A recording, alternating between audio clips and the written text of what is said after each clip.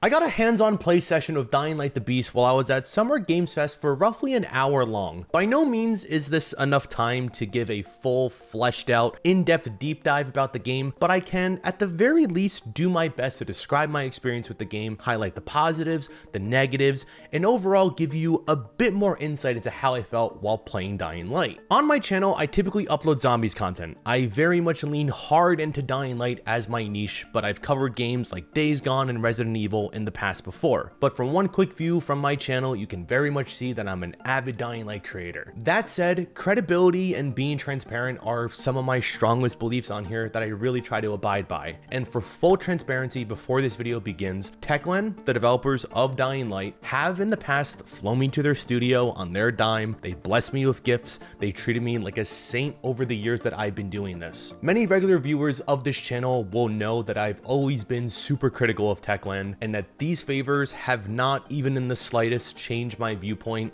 of their game. If there's something that I like about their franchise, I will talk about it. If there's something I dislike, I will talk about it. I have a lot to share about Dying Light the Beast, and a lot of what I want to say about that game is mainly positive, while some other criticisms about other various aspects that we will discuss later into this video. When it comes to Dying Light the Beast and Summer Games Fest, Techland only got me the creator invitation to let me get a behind the scenes look and also an interview with Timon Smektala, the franchise director of Dying Light, which may be posted at a later date. In terms of flights, accommodation, car rentals, driving, everything on this trip was mainly purchased by myself out of my own pocket with support from you guys. Going around and experiencing the wonders of LA and California was all because of you. Revive me, I have a ray gun. Revive me, I have the ray gun. You've trusted me with this platform for years, and the least I could do is do right by you and get this video out to you with my thoughts and opinions about the Beast. And before we do begin, if you can so kindly drop a like or a comment, it will seriously go a long way for me on this channel and make more content like this possible in the future. Thank you.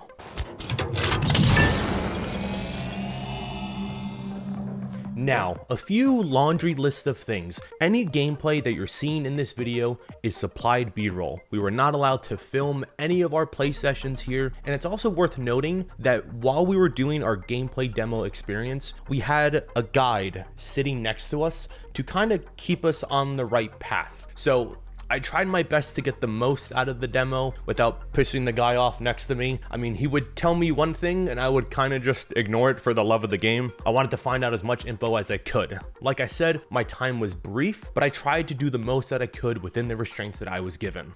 But the Beast, it features a completely new setting, a reimagined approach to combat, parkour, and nighttime horror, and a tighter, more atmospheric experience overall. The tone is darker, the tension is thicker, and the gameplay systems, from physics to enemy behaviors, should more or less have been refined to be more immersive and brutal than ever before. That should include improvements to ragdoll physics, AI, animation, and environmental storytelling, but all packed into a deliberately smaller but denser world. Think less urban sprawl and more dread, creepy forests, tighter interiors, and isolated encounters that enhance the horror element in ways we haven't seen before in this series. The Beast is a culmination of everything they've learned across both major games, and I truly do think that it's a blend of the best aspects of Dying Light 1 and Dying Light 2, but it leans a bit more into the Dying Light 2 mechanics and systems side of things. I honestly think Techland has something truly special here with the Beast. I think the Beast could actually be the game that brings the community together and positions Techland on a better path forward. With that said, my friends, it's time to discuss my full thoughts and opinions.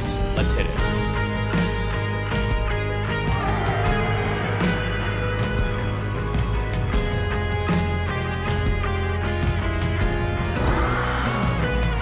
You might unleash the Beast.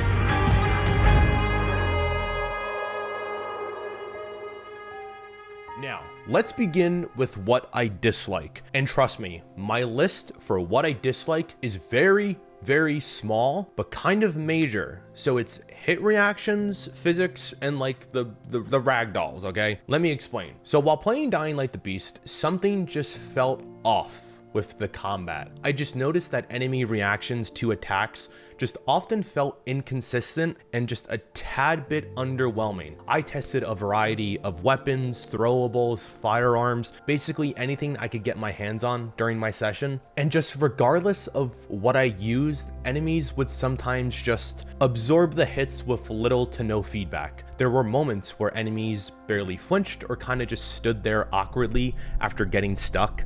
Other times they reacted in a way that didn't seem to match the impact or the direction of the hit at all.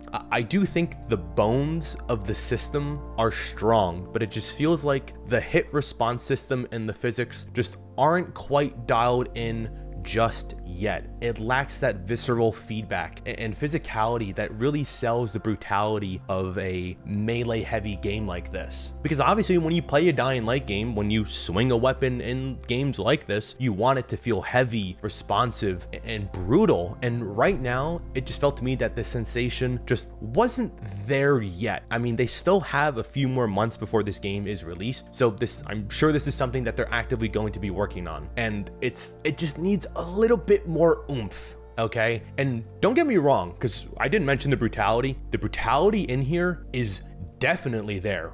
Holy shit, my God, but put a pin in that, okay? But even with firearms, like that same feeling persisted, like shooting enemies, especially headshots. It just didn't feel satisfying. There wasn't that distinct lack of impact. You pull the trigger, you land a shot right between their eyes, and it kind of just happens, like no real punch, no dramatic reaction, kind of just like an awkward stagger or like a delayed flop. It's a little disappointing. It's like seeing the Eiffel Tower, fucking waste of time that was. And right now the combat is just missing that extra kick to really tie it together. And like I said, it's the one area where I hope Techland really keeps polishing until release, because if they can get this right, it will make the hits feel more impactful and enemies will respond in believable and satisfying ways. It'll elevate the game to a completely new level. And like I said, that's really it. That's my only problem with the Beast. I mean, there are some concerns of like the price and like it being released late for last gen, but in terms of the product that was presented in front of me at Summer Games Fest, that was it.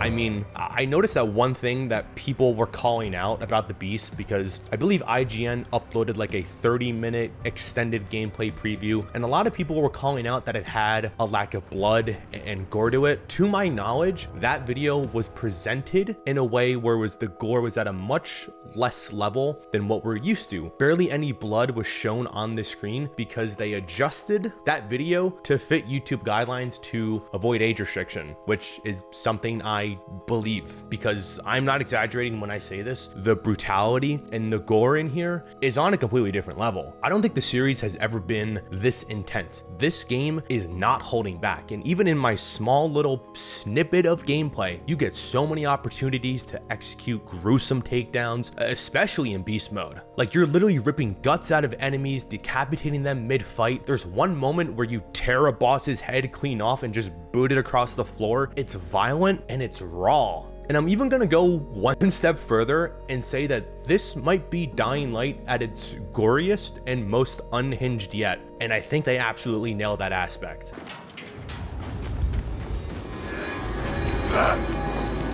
No, please, no. The only thing holding it back is those hit reactions, like I mentioned earlier. That's the final piece in the puzzle they need to finalize to ensure this game can be as satisfying as it can be. If they fix that, hell, they could probably release this game tomorrow and a lot of the fan base will love it.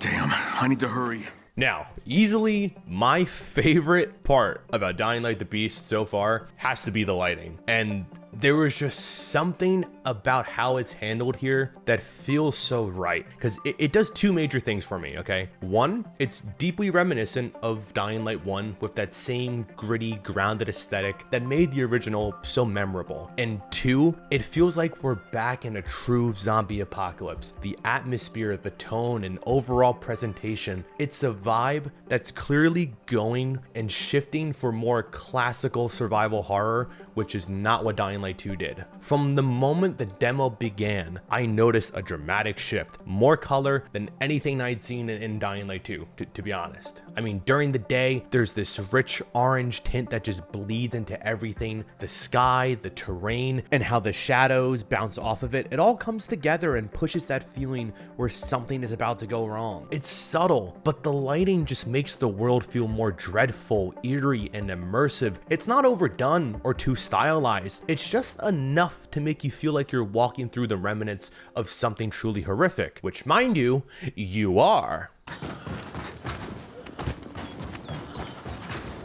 And Dying Light 2 was heavily criticized for having a world that just felt a little too bright and optimistic, filled with lots of greens and vibrant blues. In my Dying Light 1 versus Dying Light 2 video, I talked about how the lighting in each title reflects the themes and what the larger narrative is trying to say. For example, Dying Light 2, those themes, it reflects hope and rebuilding. It feels like it's a world that's trying to piece itself back together, pushing forward for a new beginning, and in terms of colors, it matches those identities and themes perfectly. It did it right. It matches the narrative that they were going for, but it was not the one that the community or the players were looking for. But for Dying Light 1, it had a completely different tone. The world was crumbling. It was beyond saving. There was no light at the end of the tunnel, only survival. The darker lighting, the desaturated palette wasn't just an artistic choice. It told a story about a world filled with desperation that's barely clinging on. And now with Dying Light the Beast, it feels like Techland is reverting back to that, but not copying it.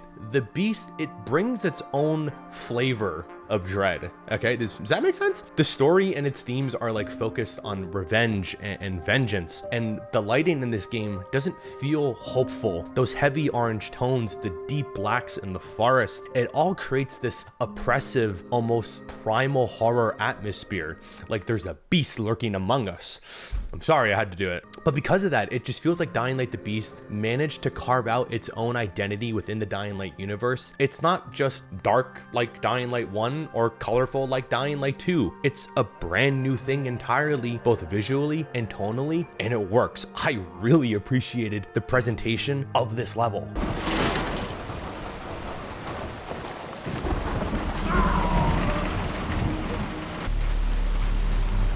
The Beast takes place in the Castor Woods, and in terms of map size, it's roughly comparable to Old Villador from Dying Light 2. But don't be alarmed, it does not play like that. I'm strictly giving you a reference for map size, okay? We're gonna dissect the attention to detail in just a moment, okay? Put a pin in it. But what stood out immediately to me is how the Castor Woods felt like a blend of some of the best Dying Light environments that we've seen throughout the series, throughout the franchise. There were echoes of Haran, there was like little sprinkles of the countryside from the following, and even like the prologue area from Dying Light 2 with its wilderness tones. It carries inspiration from all of these, but at the same time, it's trying to be something new. And that said, I do think its true identity will really shape itself once the game is out. There's obviously a lot of potential there in this setting, and the woods at night, horrifying, my God. But we'll get to that in just a second. But from the lighting to attention to detail, everything seems to be built around like that idea of vengeance and dread. And when it comes to attention to detail, you can just genuinely feel the love and passion that the developers put into this when crafting the world. Like just in like the small time that I had, you can tell they put a bit more oomph into it that I just felt like I never felt this way while playing Dying Light 2. It's hard to explain. It's just every environment, every neighborhood I explored, it felt intentional, it's engaging and layered. It's a massive difference to Old Villador and Dying Light 2, where that setting felt quite repetitive and tiresome over time. I mean, there's been deep dives about this in the past, but like it was a lot of copy and paste buildings in that one. But with the Beast, I never got that feeling. Each new area felt distinct. But of course, this could partly just be me saying all this because of the limited preview session, and I'm just going off of the novelty of stepping into a fresh, new handcrafted world. But even with that in mind, it just felt that the world design in here was a bit more thoughtful, and I think it's a more promising sign. From what I've seen, the Beast embraces isolation, fear, and uncertainty, which is exactly what fans of the genre have been craving. But man, Danny, what I love even more about the Beast is the horror and the weather system in here too. My God.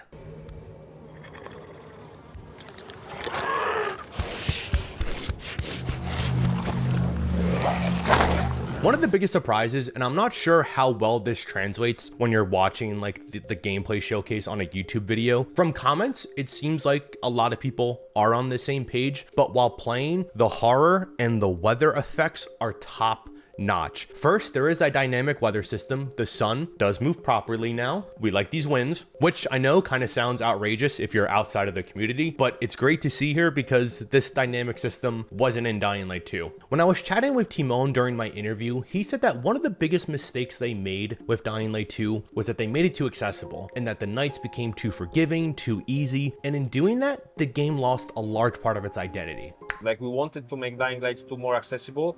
And then your viewers, Dying Light community, told us, but that's not Dying Light. That's not really Dying Light. We want the nights to be scary. We want them to be threatening.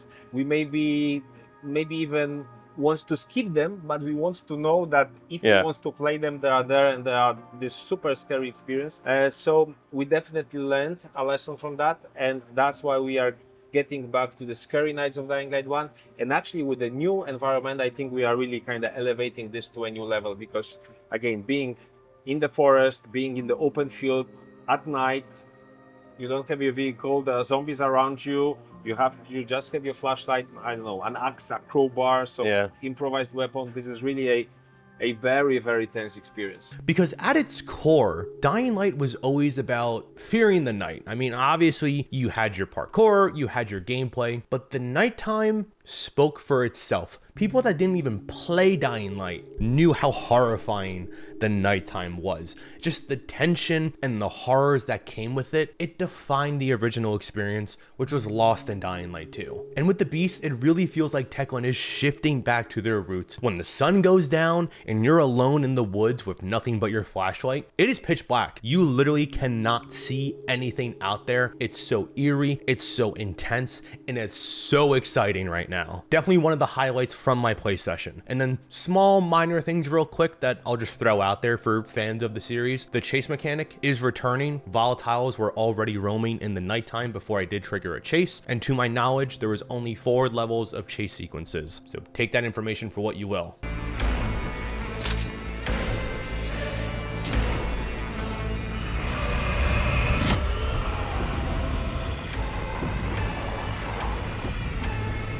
Now, gameplay, honestly, probably going to be my smallest section in this entire video. I don't have much to say on this aspect. Like I said previously, it's a blend of the best aspects of Dying Light 1 and Dying Light 2, but leans a bit more into Dying Light 2's mechanics and systems. In terms of like the menus and the UI, like when you paused your game and everything, it's just a polished up Dying Light 2 menu. Again, remember, there was a guide sitting right next to me. He did not want me digging through the menus at all. But for the most part, if you play Dying Light 2 and you pause the game, that's what the menus look like. It could change between now and release, but it is kind of unlikely. We are 2 to 3 months away from it. And from what I gathered, the parkour is mainly Dying Light 2, but obviously with a sprinkle of beast-like powers in there. But it's also like the good parkour from Dying Light 2, not launch parkour where the parkour felt floaty and off in the beginning. But to be honest, I don't think parkour needs to be talked about too much, because at this point with Dying Light, you generally know what you're getting. No matter where you stand with the first or second game, Techland has consistently nailed movement and parkour in this franchise. And with the world that they built in the Beast, it's very much your typical Dying Light style playground. You're able to flow between the environment in all ways fans have come to expect from this series. As for gameplay, I kind of already shared my thoughts about it. It's brutal, but it does lack that waiting feel. The one major new gameplay element that's worth highlighting though is obviously Beast Mode. Think of it as a more evolved version of Aiden's Fury Mode from Dying Light 2, but this time there is a whole dedicated skill tree to enhance Kyle Crane's supernatural abilities. Unlike Dying Light 2, it's no longer tied to specific story moments. You're free to trigger Beast Mode once it's all charged up, and man, it is so downright brutal and gory.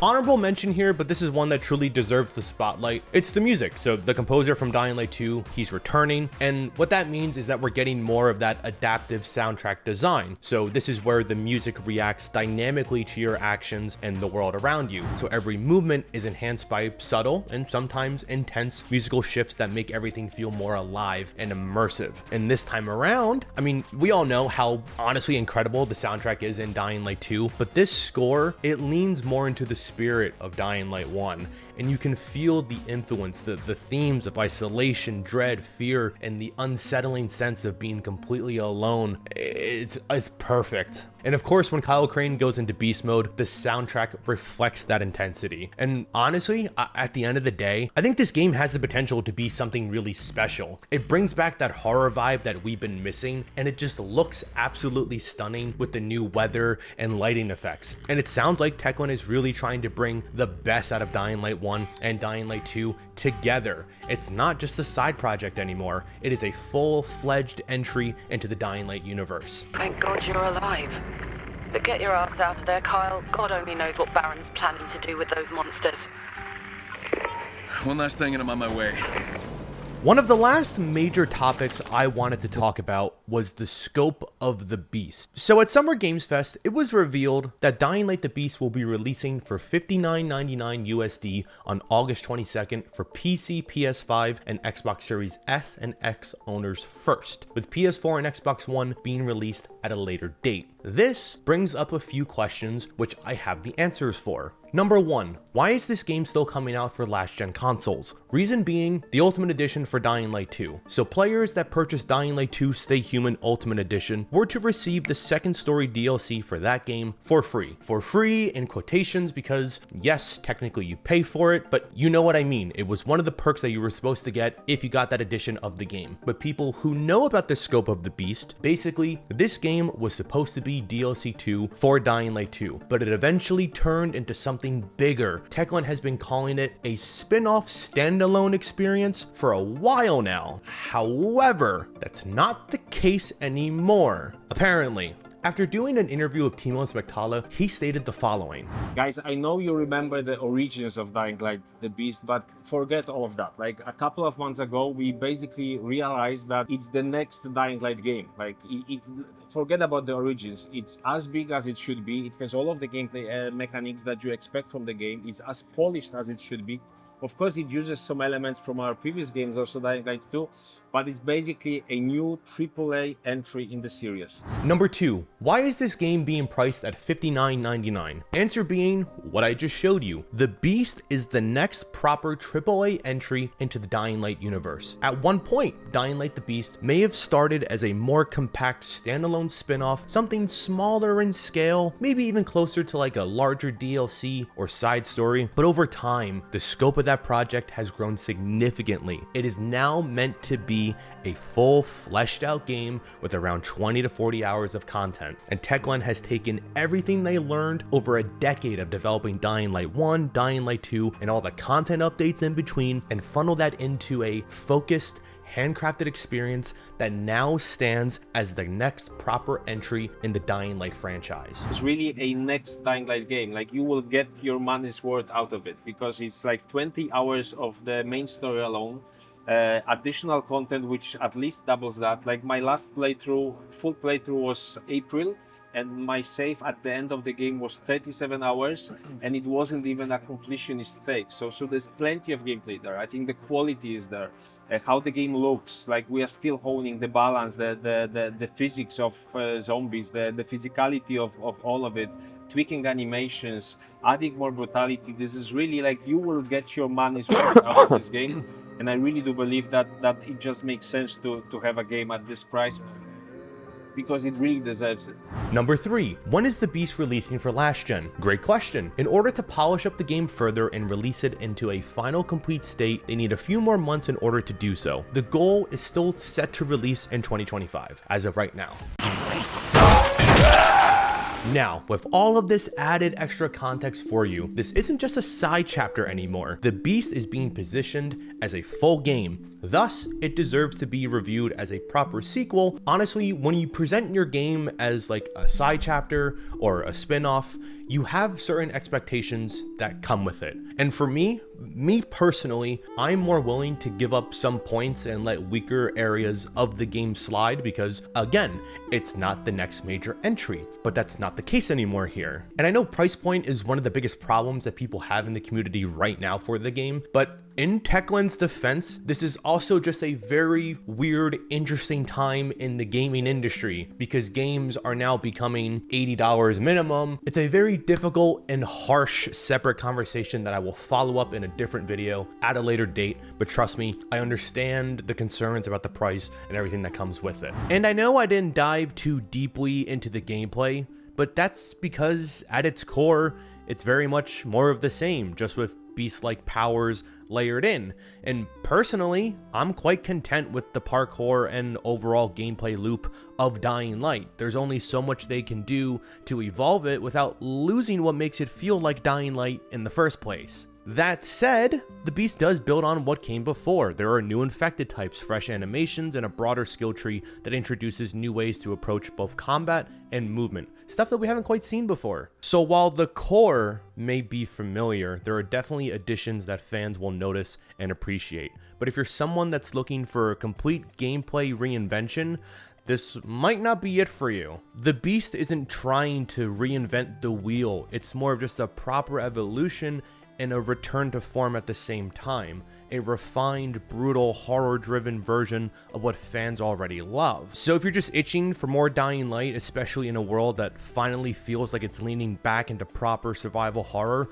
this is going to be right up your alley. Alongside that handcrafted world, the environment, the lighting, and the soundtrack, it all pairs together very nicely. Yes, there are still areas that need polish, particularly hit reactions and some of the combat feedback, but honestly, that's what this phase is for, hopefully. So let's hope they take between now and August 22nd to really finalize it and polish it up. But with this game comes that full price tag that comes with full expectations. It needs to land across gameplay, visuals, polish, and performance because $60, it's a big ask, and this game could be very well the one that sets the course up for the future of the franchise. So far, again, very small preview time, but I am liking the direction that they're heading here. I'm liking what I'm seeing, the atmosphere, the tone, the direction. It all feels right. It feels like we're finally getting a true zombie apocalypse game and we're going back to the roots. And if the Beast delivers, it could be the start of a new golden era for Dying Light. But if it misses that mark, God help us all, Danny. It could take us a while to get back there. I have no idea what's going to happen to the franchise if they miss this landing. And I know I've been super critical of Techland and Dying Light in the past, especially Dying Light 2, but I am genuinely excited to get my hands on this game later this year. These are my full honest thoughts and opinions. I can't tell you how many updates I've skipped from Dying Light 2 over the last few months because I have little to no interest in playing that game anymore. I see the vision that Techland is going for. I understand the vision and time will tell, but I think it's looking good so far. Obviously, don't pre-order. Never pre-order games. Don't do any of that shit anymore. Everyone should know by this point that pre-ordering games and pre-purchasing stuff should no longer be a thing. If you're on the fence and you're not exactly sure if you should be getting Dying Light the Beast, just wait. Wait for the first 2 weeks. Wait for reviews. Wait for a sale. Wait for a discount. Do what you need to do. But I think a large majority of the Dying Light fans, from what I've played so far, I think will enjoy this. And I think this game has something to offer for every kind of fan of Dying Light, whether you were a big fan of Dying Light 1 or a big fan of Dying Light 2. But my friends, that's everything that I have to say about Dying Light the Beast so far. I will be following up with another video sometime later this week. I might also be posting the Timon interview in full, but more on that later. And if you did enjoy this video, feel free to drop your like, drop a comment down below. Let me know. I'll be covering more about zombies and Dying Light on this channel in the future, and I'll see you all in the next one. Just punch my microphone. Bye-bye.